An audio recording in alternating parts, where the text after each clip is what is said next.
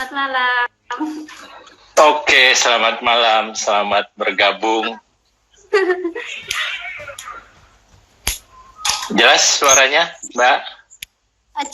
Jelas Pak. Oke, jelas ya. Saya langsung saja, karena teman-teman sudah bergabung sebagian. Saya menyapa teman-teman dulu. Selamat malam, teman-teman semua. Selamat malam, Mbak Rohani Atin. Katanya kalau zaman dahulu itu, nenek moyang kita, para manusia pemburu dan pengumpul itu kalau malam sering berkumpul. Mereka menyalakan api unggun, ya. Malam-malam kayak gini, 7:30 seperti ini, mereka berkumpul menyalakan api unggun dan biasanya berbagi cerita. Nah, biasanya sih kepala suku yang akan berbagi cerita. Hari ini ada 2 kepala suku kita yang akan berbagi cerita, dan yang pertama nanti kita akan mulai dengan Mbak Rohani Atin. Saya biasanya kemarin saya panggilnya Mbak Ani, tapi saya takut nanti ketukar sama Mbak Ani yang menteri itu. Saya panggilnya Mbak Atin aja ya, gitu ya. Setuju ya?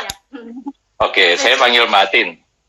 Teman-teman, Mbak Atin, saya pertama kali kenal Mbak Atin ini adalah tokoh inspirasi atau orang yang sangat berpengaruh di kalangan PMI. Aduh. Apa itu PMI? Apa itu PMI? Tapi kita tidak bahas PMI dulu. Mbak Ani, saya justru mau mendengar dulu cerita mengenai Rumah Baca Soraya. Oh, oke. Ya, Rumah Baca Soraya. Jadi silakan saya memberikan waktu ke Mbak Atin untuk cerita dulu mengenai Rumah Baca Soraya. Mungkin teman-teman, oh ya satu hal, Mbak Atin ini langsung dari Ponorogo? Iya, dari Ponorogo, Pak. Dari Ponorogo, Jawa Timur. Oke, Mbak Atin silakan mengenai Rumah Baca Soraya. Rumah Baca Soraya, oke. Iya. Awal mula berdirinya Rumah Baca Soraya itu saya mulai rintis itu bulan November tahun 2016. Itu saya pertama kali ketika saya masih di Hong Kong, itu pertama kali saya mulai memantapkan dan meniatkan diri untuk pengen membuka rumah baca itu tadi. Terus Mbak Atin di Hong Kong, tapi ya, rumah bacanya tetap bisa berjalan, bisa didirikan. Iya, soalnya saya bekerja sama dengan suami, jadi saya yang mulai, suami juga sama-sama berjalan, jadi kita saling bekerja sama gitu. Jadi saya masih di Hong Kong. Jadi ketika saya mendapatkan gaji tetap di Hong Kong itu, saya mulai mencicil minimal itu 300.000 untuk belanja buku. Untuk setiap bulannya itu minimal 300.000 untuk menyisihkan uang untuk belanja buku. Dan dari situ saya mulai memantapkan diri membuka rumah baca ini. Terus 300.000 dari kocek pribadi itu? Iya, dari uang pribadi.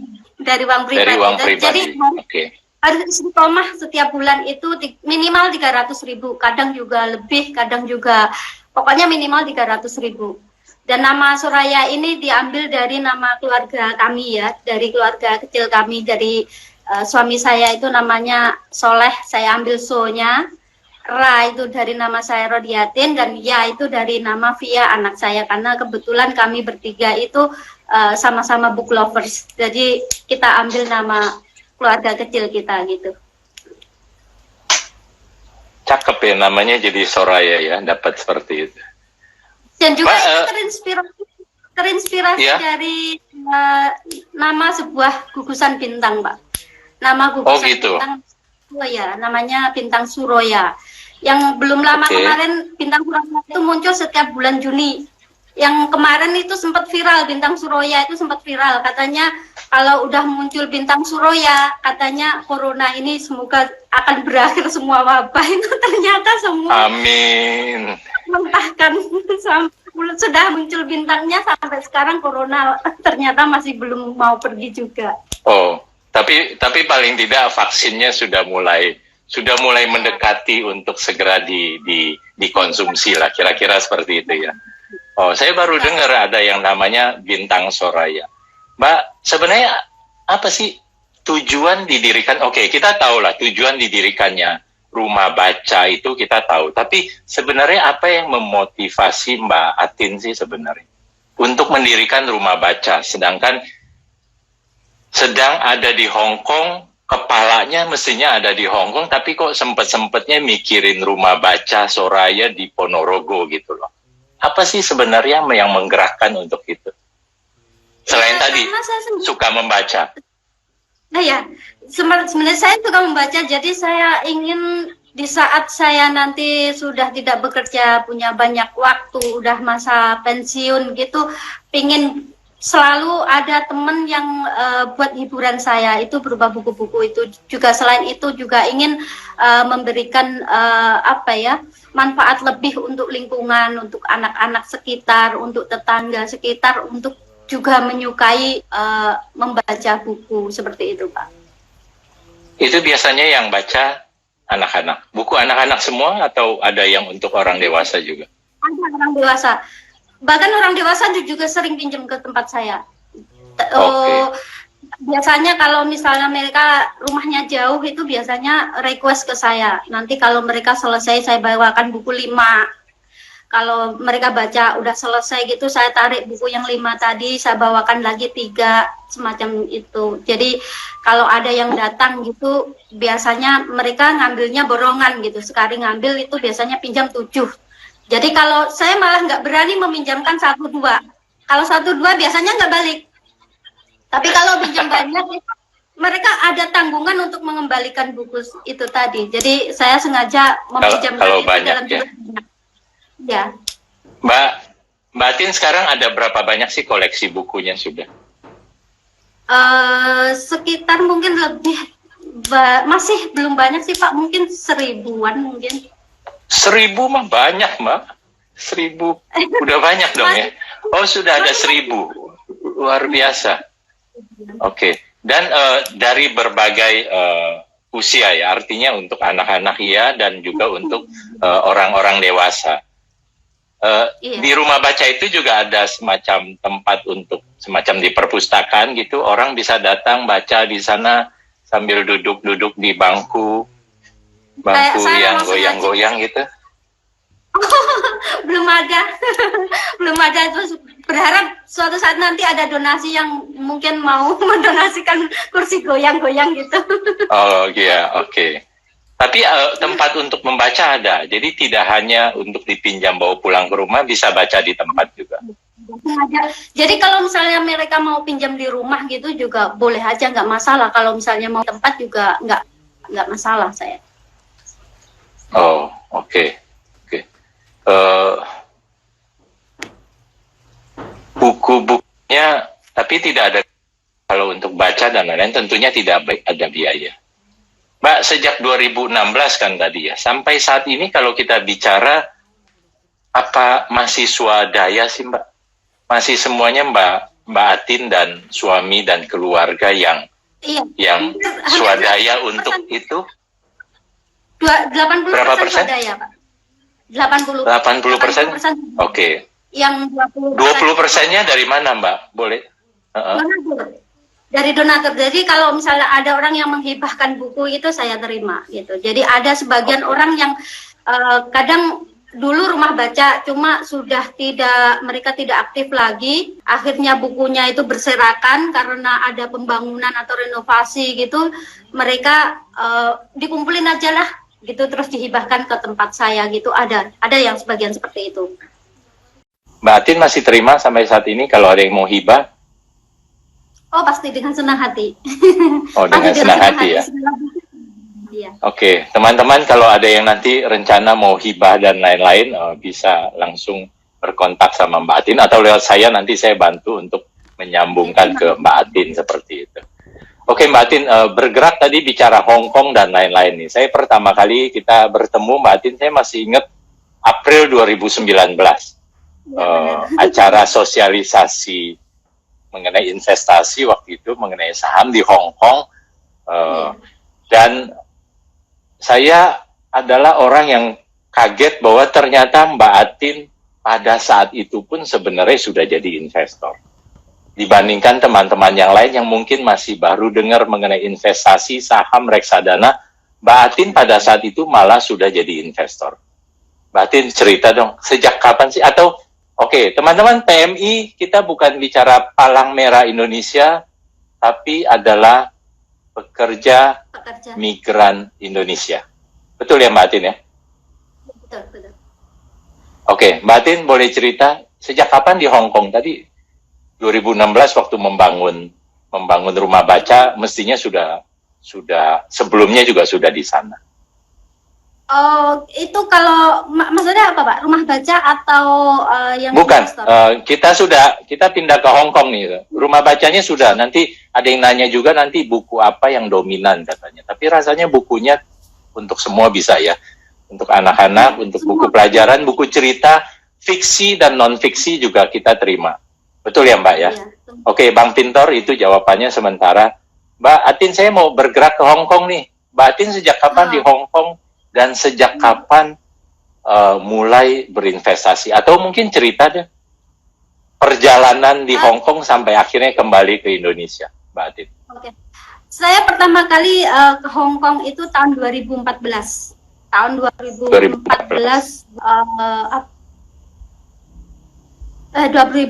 bulan Januari. 2014 bulan Januari. Terus 2018 mulai mengenal dunia saham. Ya benar 2018. Kemarin 2008 ya, Pak? Kita 2019 Mbak Atin, April.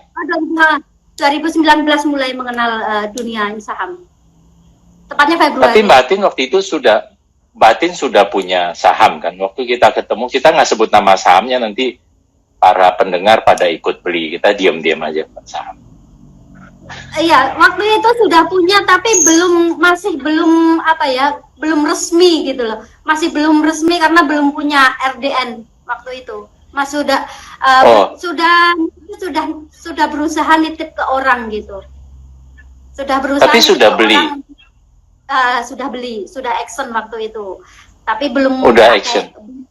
RDN sendiri karena terkendala waktu itu masih waktu itu masih benar-benar nggak ngerti harus menghubungi siapa, harus kemana gitu, masih bingung karena saya belajar juga secara otodidak, jadi masih berjalan sendiri gitu, jadi masih saya tuh kenal saham, pengen belajar, pengen action, tapi harus kemana gitu, menuju kemana itu nggak tahu harus kemana. Akhirnya ada orang yang saya mengenal, dia itu terjun ke saham. Akhirnya untuk sementara saya titip dulu Pak, saya titip dulu, tolong belikan ini, nanti kalau misalnya RDN saya sudah jadi nanti saya tarik kembali. Saya begitu Pak. Oh. Tapi waktu itu dengar informasi dari mana Mbak? Itu kan 2000, kalau awal 2018 atau 19 kan belum sempat ada sosialisasi, atau sudah ada saya nggak tahu. Tapi apa yang Mbak Atin dapat informasi dari mana untuk kok berani nekat-nekatnya mulai berinvestasi gitu loh? Dari buku fiksi. Dari buku fiksi. fiksi. Iya. Boleh dikasih tahu Mbak buku fiksi apa? Boleh dibocorin ya. Buku fiksi karya penulis terkenal Terry Lee. Judulnya tentang kamu. Jadi buku itu benar-benar suatu buku yang luar biasa buat saya, karena buku itu ada banyak inspirasi, motivasi, dan semua kekuatan emansipasi wanita itu ada di buku itu menurut saya. Jadi dari sana itu saya sangat tergerak, ingin mendalami tentang dunia saham, seperti apa yang telah dijalankan dari figur yang diceritakan di buku itu tadi. Jadi investasi bagian daripada emansipasi, seolah-olah saya menangkapnya begitu. Ya, maksudnya ya kebetulan aja gitu. Maksudnya di situ yang diceritakan itu Pak, yang maksudnya dari buku yang diceritakan itu. Jadi itu menginspirasi saya untuk saya itu bergerak seperti apa yang apa yang diceritakan di buku itu tadi. Oke. Kemudian Mbak Atit memulai investasi, terus kita sempat ada sosialisasi, kita ketemu, dan bagaimana kelanjutan daripada ceritanya, Mbak? Setelah kita ketemu sosialisasi di 2019 April itu, kemudian terus bergerak nih.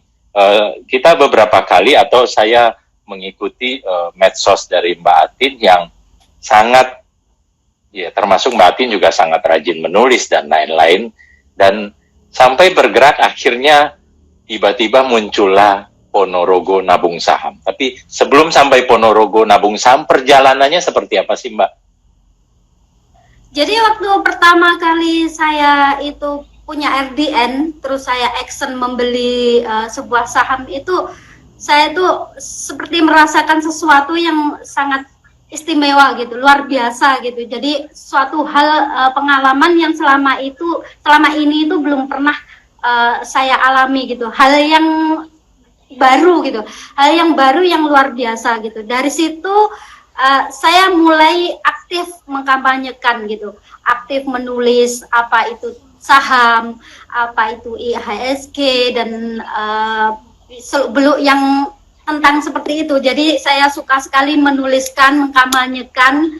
Dari situ ada banyak orang yang mulai tergelitik dengan status-status saya, dengan tulisan-tulisan saya. Mereka itu bertanya, apa sih kamu ini sekarang kok bergeraknya di saham seperti itu. Ada banyak pertanyaan-pertanyaan macam itu datang ke saya gitu. Dan akhirnya karena banyak sekali pertanyaan-pertanyaan seperti itu, sampai akhirnya ketika saya memutuskan pensiun 2019 Desember kemarin, saya di rumah ada banyak waktu. Jadi ada banyak pertanyaan-pertanyaan itu saya tampung, saya ajarin mereka. Saking banyaknya sampai saya itu terpikir, mending diberikan wadah tersendiri supaya bisa gibah saham di wadah itu tadi gitu, Pak. Oke. Jadi Mbak Atin balik Desember tahun lalu, 2019 ya? Desember ya, 2019 saya balik. Mbak, tadi saya tergelitik dengan Mbak Atin mengatakan ada sesuatu yang luar biasa, Mbak. Saya mau dengar dong, apa sih yang luar biasa yang membuat Mbak Atin jadi tergerak untuk itu? Apa yang luar biasa? Kita seperti saya bilang, dunia baru. Dari saham itu benar-benar dunia baru buat saya. Jadi ketika kita seperti masuk wahana sebuah permainan gitu. Jadi di luar itu nggak kelihatan, cuma kelihatan gerbangnya saja gitu kan. Begitu kita masuk ke dalam itu ada banyak sekali wahana-wahana yang pengen kita itu naiki gitu, pengen kita mainkan, pengen kita jelajahi gitu. Dan dari sana itu kita seperti dibuat melongo. Semakin kita itu melek, semakin kita itu begini toh tentang perekonomian, tentang gonjang-ganjing, tentang perang dagang dan segala macamnya itu kita semakin sensitif untuk melihat berita-berita yang lagi memanas itu apa. Dari situ saya merasa suatu hal yang membuat saya berbeda dari saya yang dulu gitu. Oke. Begitu ya. Ada wahana yang baru yang seolah-olah luar biasa untuk dijelajahi, walaupun bukan wahana permainan dalam pengertian main saham gitu kan, kita nggak seperti itu. Saya percaya Mbak Atin pemahamannya sudah luar biasa. Kemudian waktu kembali, Ponorogo Nabung Saham sendiri dimulai sejak Mbak Atin kembali ke Ponorogo. Belum lama Pak, ini baru berjalan 2 bulan. Baru berjalan 2 bulan. Baru 9 Juni kemarin.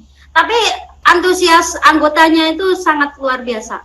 Antusias anggotanya itu, jadi apa yang saya rasakan itu sekarang mereka semua merasakannya, Pak. Jadi bukan hanya saya sendiri yang merasakan sesuatu wahana yang luar biasa itu. Semua anggota saya yang sudah bantu, yang sudah saya action, mereka sudah oh ternyata benar ya yang kamu bilang, oh ternyata begini. Gitu, semua itu apa yang sama, benar, Mbak? itu sama. Mbak Atin. Mbak Atin, apa yang benar? Apa yang selama ini salah dan apa yang benar yang mereka nikmati atau mereka akhirnya ketahui? maksudnya dari apa yang saya bilang itu, nanti kalau kamu itu udah kenal saham, kamu itu pasti akan semakin apa ya, sensitif dengan berita-berita perekonomian. Dan mereka itu juga seperti itu. Mereka itu juga semakin sensitif dengan berita apa sekarang yang lagi viral tentang perang dagang lah, tentang emiten ini, perusahaan ini mengadakan ekspansi atau segala macam, itu mereka sudah mulai itu tadi, sudah mulai sensitif gitu. Oke, Mbak Atin sekarang ada berapa anggotanya? Ponorogo Nabung Saham. Paling tidak sudah ada kan ya? Wadahnya. 30. Ada 38. Berapa? 38. 38. Iya. Oke, Mbak Atin boleh tahu nggak latar belakang 38 orang itu dari latar belakang apa saja? Entah pendidikannya, entah pekerjaannya, Mbak Atin. Itu semua kebanyakan dari swasta, Jadi orang-orang biasa, orang-orang awam yang latar pendidikan sama seperti saya lah, sekolah menengah itu, dan mereka juga ada yang sebagian juga yang sekarang tinggal di Hong Kong. Jadi ada yang sebagian PMI. Ada sebagian yang PMI. Mereka asalnya dari Ponorogo juga. Sekarang umum. Namanya sekarang jadi namanya Ponorogo Nabung Saham, tapi anggotanya umum, karena saya nggak tega kalau mereka itu memohon-mohon, Mbak, saya bukan dari Ponorogo tapi saya pengen belajar gitu ya. Kalau kamu mau masuk ke Ponorogo ya nggak apa-apa, boleh aja kalau kamu nggak keberatan gitu. Sekarang jadi umum dari semua kota itu boleh, bisa saya tampung. Boleh ya. Jadi teman-teman yang tinggal di Jakarta kalau mau bergabung dengan Ponorogo Nabung Saham juga boleh, Mbak Atin ya. Tapi syaratnya mereka harus masih pemula, Pak. Masih pemula yang mereka belum mengenal RDN.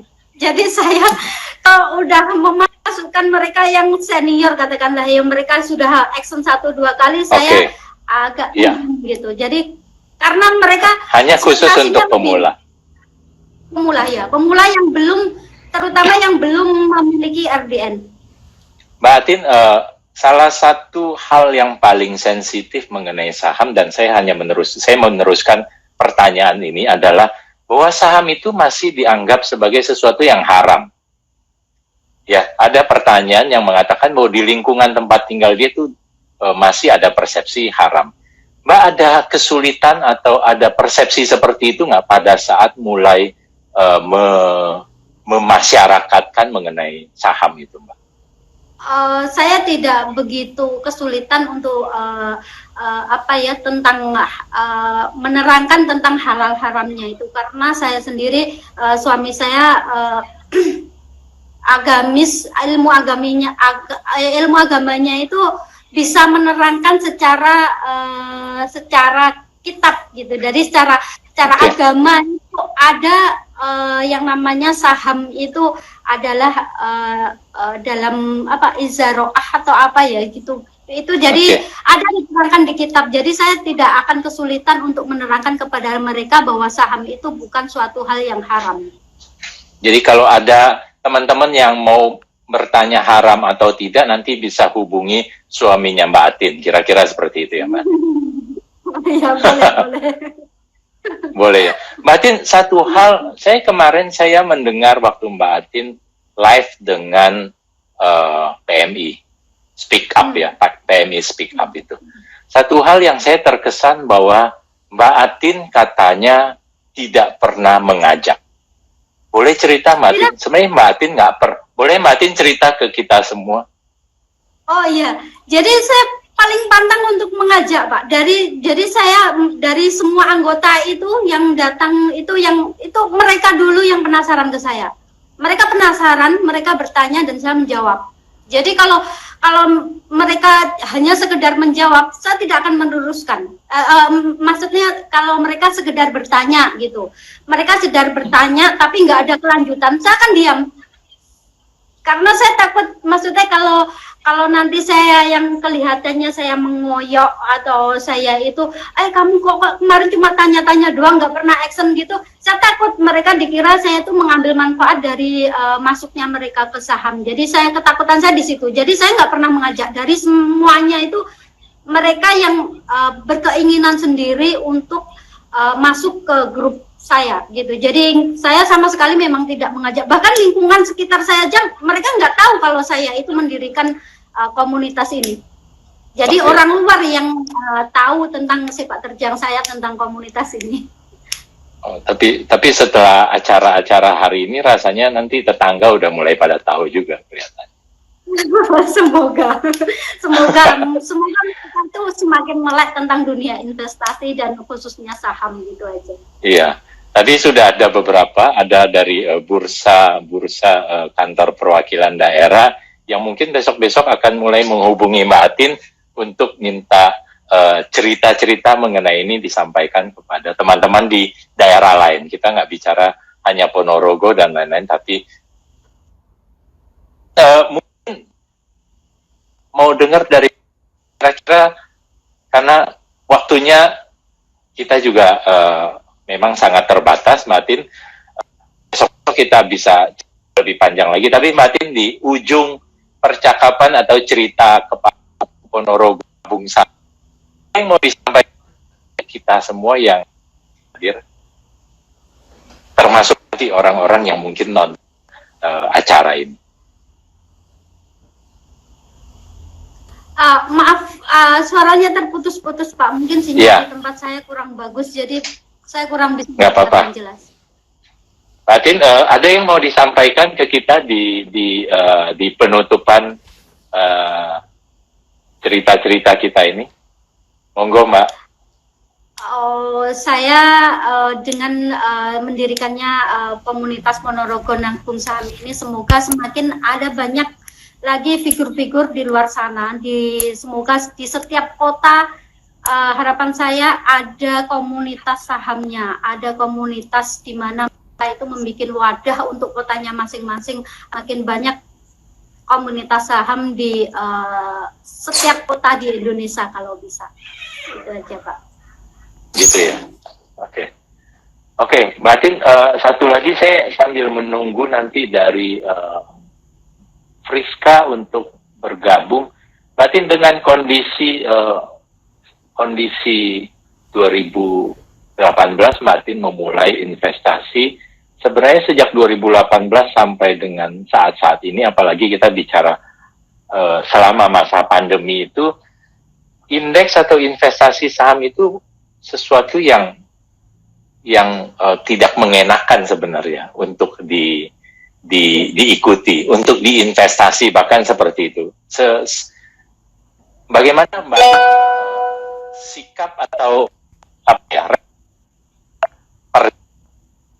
Kita nggak bicara satu-satu, bahkan daripada investasi yang Mbak Atin lakukan sejak 2018, Pak. Jadi karena kita udah naluri sifat investor, jadi kita sudah optimis saja. Optimis bahwa suatu saat IHSG itu akan menguat kembali, Pak. Asalkan kita percaya saja pada perusahaan yang kita investasikan, bahwa perusahaan itu akan meraksasa, perusahaan itu tidak akan bangkrut gitu. Kita selalu optimis, kita tidak akan pernah pesimis. Jadi suatu saat pasti, keyakinan saya pasti bahwa IHSG akan kembali. Amin. Itu salah satu keunggulan daripada seorang investor, selalu punya sikap optimis seperti itu ya Mbak ya. Oke. Mbak Atin, terima kasih untuk sharingnya, untuk berbagi ceritanya. Sukses selalu untuk Rumah Baca. Terima kasih. Sukses juga nanti. Saya juga untuk terima kasih sekali. Ya, untuk Ponorogo Bung Saka, semangat. Oke, terima kasih. Selamat malam ya